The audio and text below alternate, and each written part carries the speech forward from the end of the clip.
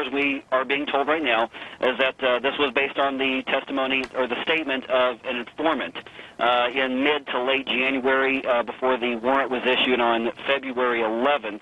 As far as we know, there was no reason to believe that there were guns in the house. The only thing that we were told is a SWAT commander that I interviewed when covering this story told me that anytime drugs are involved, they tend to use a SWAT because of what they call a history of guns being around drugs. Mike, big picture. This is the middle of Missouri, the middle of the country. This is quintessentially a middle America.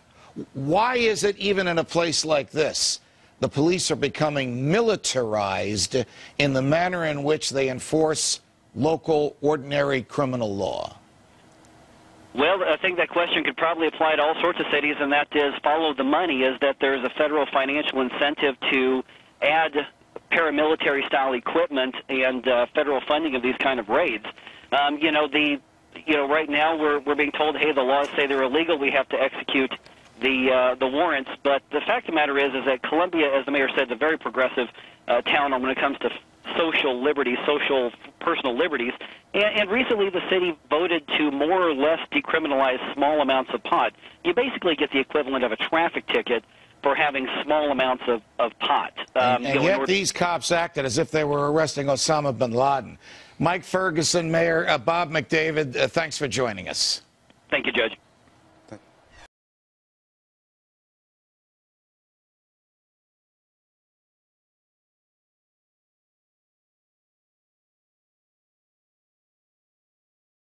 Well, the Prince of Pot is expected to have surrendered himself to authorities this morning at BC Supreme Court. Marijuana activist Mark Emery could turn himself in as he continues to face possible extradition to the U.S. over drug trafficking charges. Emery is accused of selling marijuana seeds by mail to U.S. buyers. If the Canadian Justice Minister decides to extradite Emery, he could spend several years in a U.S. federal prison.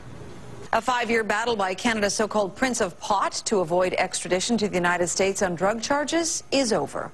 Mark Emery and his wife arrived at BC Supreme Court early this morning to await his extradition to the United States. Emery had hoped strong public support would convince Canada's Justice Minister to keep him here. But the extradition order has been signed, and the 51-year-old is now slated to serve a 5-year sentence in an American prison for selling marijuana seeds online to American customers. Today, he thanked his supporters for all their help and the continuing efforts. I believe that they will reward me by their continued vigilance if I'm sent to jail. I'm quite confident of it.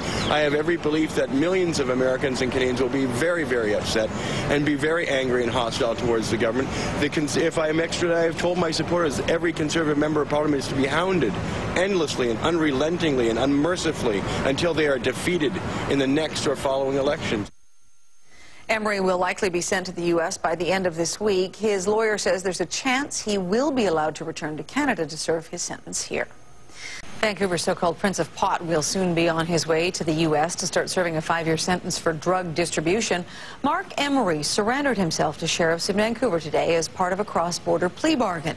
He was arrested 5 years ago for selling marijuana seeds across the border, and his supporters expect him to be extradited within a week.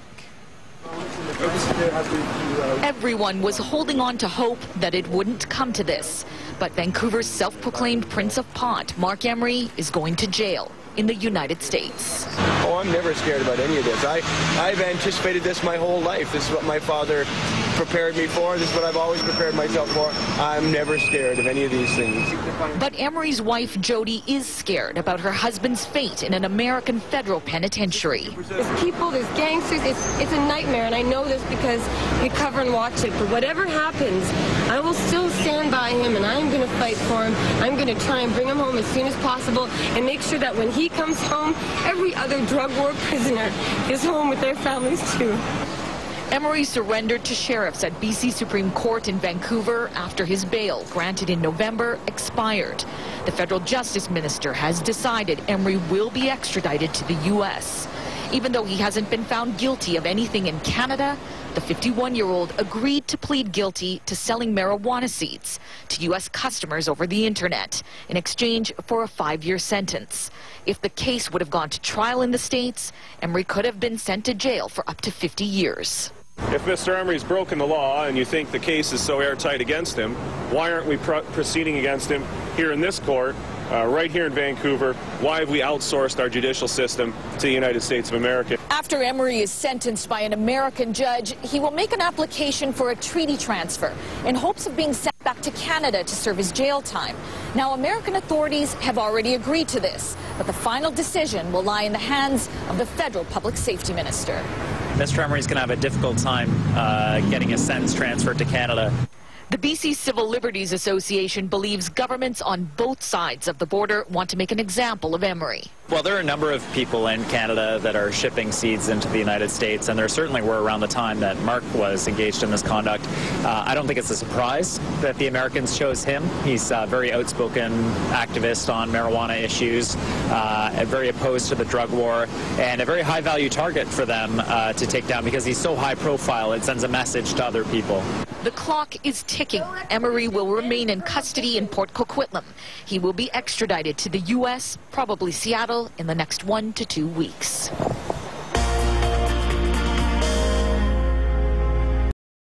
Hi, I'm Eric Steenster with Vote Hemp, and I'm here to talk about Hemp History Week, May 17th through 23rd of 2010. The goal of Hemp History Week is to work with volunteers all over the country to uncover historical information about industrial hemp, and then to hold events to educate the public about that history and also about all the products that are out there, cereal, textiles, hemp milk, body care products.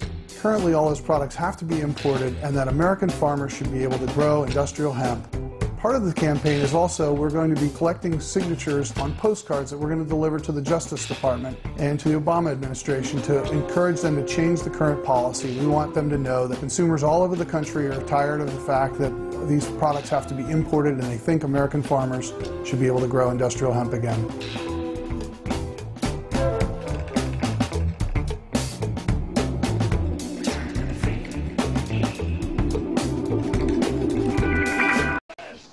Seems like maybe those guys need to take a chill pill, if you know what I mean. So now it looks like Washington, D.C. could be known around the country for something else. The Washington, D.C. City Council voted today to legalize the use of marijuana for medical uses. And now, as the home of the federal government and the capital of the U.S., this might come as a shock. Yet, as the Washington Post points out, the city of Washington, D.C. already has quite an affinity for Mary Jane, because according to federal surveys, D.C. ranks very high amongst cities where weed use is common, and this certain fondness is growing. So maybe this gives us a clue to where President Obama's famous cool comes from. Just kidding. Now, if only John Boehner and Patrick Kennedy could also get on board. But let's get real here, you guys. America is thought of as a prudish country by most others. It's a country that prides itself on its morality. And yet it seems like we're leading the way in legalizing medical marijuana. So if it does indeed become legal here in the nation's capital, what does that mean for America's image abroad? Here to discuss it with me, I have Mike Menno, Director of Communications at the Marijuana Policy Project. Mike, thanks for being here. Thanks for having me. You know, I think that it's pretty obvious if you think of states like California, states like Colorado that constantly are the butt of jokes, if people want to call them stoners, hippies, whatnot. But Washington, D.C., this seems a little out of character that they would want to legalize marijuana, don't you think? Well, what a lot of people don't realize is medical marijuana is increasingly becoming a mainstream issue among Americans. Right now there are 14 states where medical marijuana is legal, and we're not just talking about the West Coast. We're talking about Midwestern states like Michigan, small New England states like Rhode Island, Maine, Vermont. In fact, all across the country, there are more than a dozen states considering medical marijuana right now, including culturally conservative states like Tennessee, Alabama, Kansas. This is really becoming a mainstream issue supported by Americans everywhere. But I think that's where we can break it down, too, as you said, that even culturally conservative states, in that case, does it no longer become an issue of culture, but perhaps is it one about the economy? Because so many states are pushing this forward because of the recession, saying that this is really going to rake in the dough.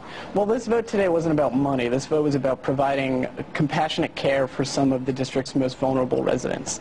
And while other states are beginning to have a conversation about perhaps taxing and regulating marijuana, for right now, medical marijuana is seen as a health care measure, not as a revenue-generating measure. Okay, but you know how they always call marijuana the, what is it, the gateway, what's the drug? The gateway drug. The gateway drug. There you go. If you smoke weed, then you are absolutely guaranteed to move on to worse things after that, and perhaps more harsh. So.